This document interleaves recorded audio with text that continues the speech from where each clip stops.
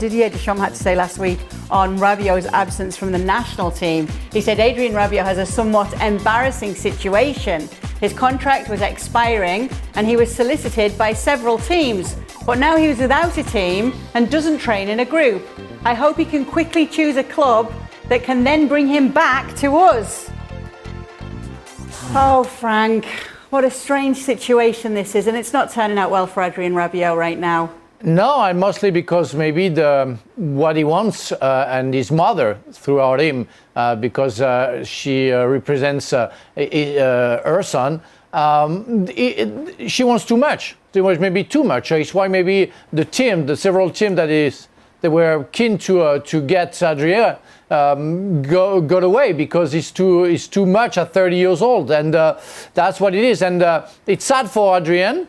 It's sad maybe for the national team, but Didier Deschamps was at the same time talking about breathing the team a little bit, meaning maybe refreshing the team. It's what he mostly wanted to say, and making players, younger player, maybe inside that squad. And maybe it's a time for Adrien Rabiot to say goodbye to the national team, because he has no club.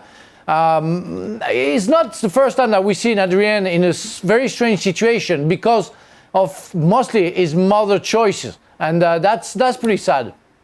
This reminds me of David De Gea, doesn't it? Yeah. Well, speaking of David De Gea... No, because he's diving about in his back garden still. Well, Adrien Rabiot has actually been linked to Manchester United. There are reports and rumours out there. What do you think of that? Makes sense to me. Listen, I think Rabiot is a good player. Certainly improves on what Manchester United has.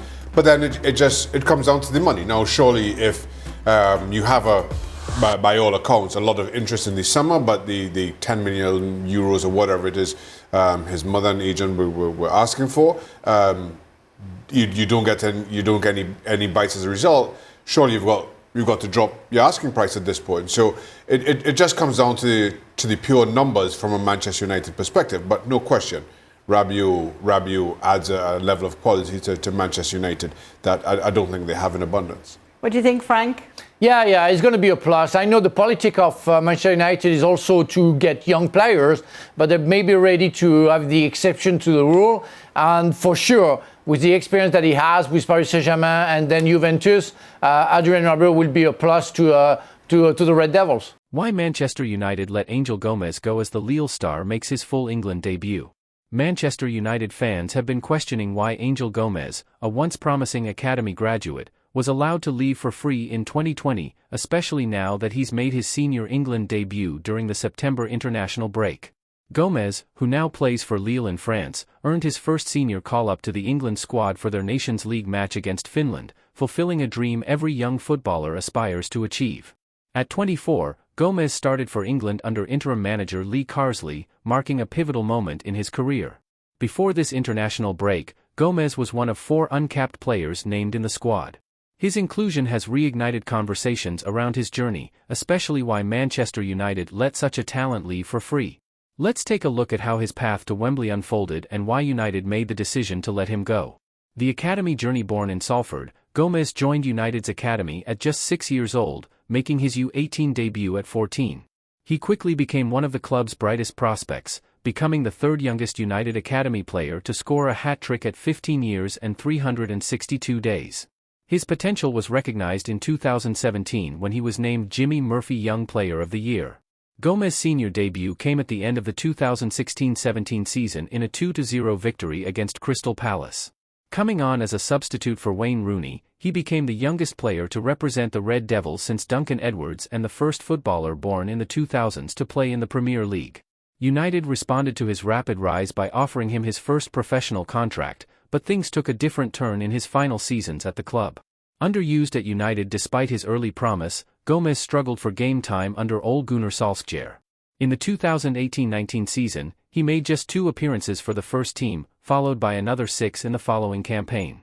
His appearances were mostly limited to cup competitions, including outings in the Europa League against FC Astana and AZ Alkmaar and a substitute appearance in the EFL Cup semi-final against Manchester City.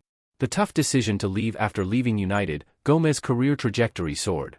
He has since made 118 appearances for Lille and established himself as a regular starter in Ligue 1.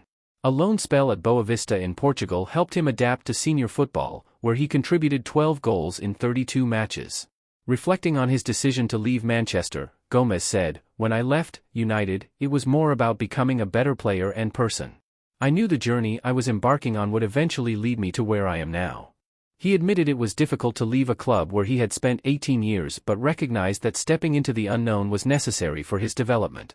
"Leaving England gave me a huge motivation," Gomes added. "Seeing players I competed with in France going on to play for their national teams made me realize that playing in a different league didn't mean I couldn't reach my goals." Gomes' move to Lille has paid off, and his England call-up is a testament to the progress he's made since leaving Old Trafford. However, his contract at Lille expires at the end of the season, and rumors are swirling about his future. Gomes has already hinted that he's had offers from Premier League clubs, fueling speculation about a possible return to England. When asked about these offers, Gomes smiled and replied, "I've had them, but I believe everything will happen naturally, in its own time. I'm really relaxed about it." A future beyond France? With his contract at Lille winding down, it seems likely that interest in Gomes will continue to grow. His rise to the England squad has undoubtedly increased his profile, and Premier League clubs will be watching closely. Whether or not he returns to England, Gomes has proven that leaving Manchester United was the right decision for his career development. In the end, his move to Lille gave him the platform to grow into the player he is today, a player now realizing his potential on the international stage. As for Manchester United, allowing Gomes to leave might have been a decision driven by circumstance, but it's one that has only fueled his determination to succeed. Manchester United teammates theorize about Casemiro's decline. Casemiro has been enduring a challenging start to the season following what many considered a subpar second year at Manchester United. According to several of his teammates, there's a growing belief that the Brazilian star's decline isn't solely due to his individual performance but is instead deeply connected to the club's broader issues and struggles. Sources within the United dressing room have suggested that Casemiro, who is a five-time Champions League winner with Real Madrid, didn't expect or sign up for a second season at Old Trafford where the team would once again be fighting for a spot in the Champions League.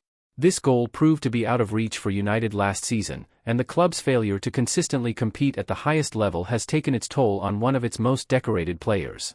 The frustrations of the previous season have reportedly weighed heavily on Casemiro, who, at 32 years old, had expected to be contending for titles rather than scraping for top-four finishes.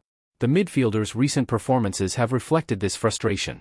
During Manchester United's embarrassing 3-0 loss to Liverpool earlier this month, Casemiro was substituted at halftime, replaced by Premier League debutant Toby Collier.